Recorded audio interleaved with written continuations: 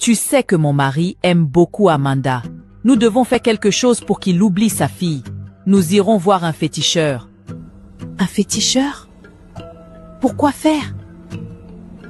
Nous devons voir un féticheur pour qu'il nous donne de quoi faire oublier à ton beau-fils sa fille pour toujours dans ce monde. C'est la bonne chose à faire. Mais tu es plus méchante que moi. Je suis encore novice dans ces trucs de sorcellerie, je dois m'améliorer. C'était quoi ça? Ce fantôme me ressemblait, mais avec un visage effrayant. Il y a tellement de choses dans cette forêt maléfique. Je prie juste pour que Dieu empêche ces fantômes de me détruire. Tu ne peux pas t'échapper, maman. Tu ne peux pas courir éternellement. Abandonne. Grand-mère! Grand-mère, s'il te plaît, viens m'aider! Tu ne peux pas nous échapper.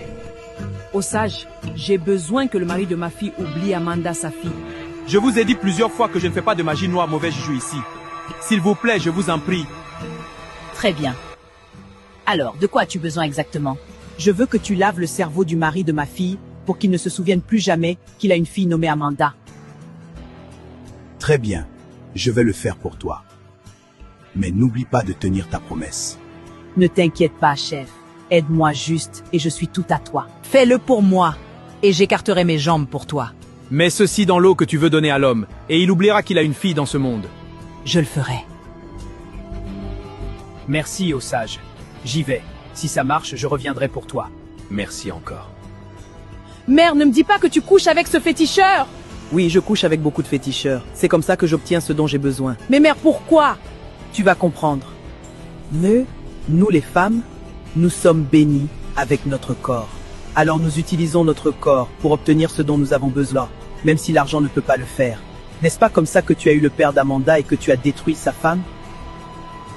Maman, s'il te plaît, je veux y aller maintenant pour pouvoir accomplir ma mission avant que ce sort Juju n'expire.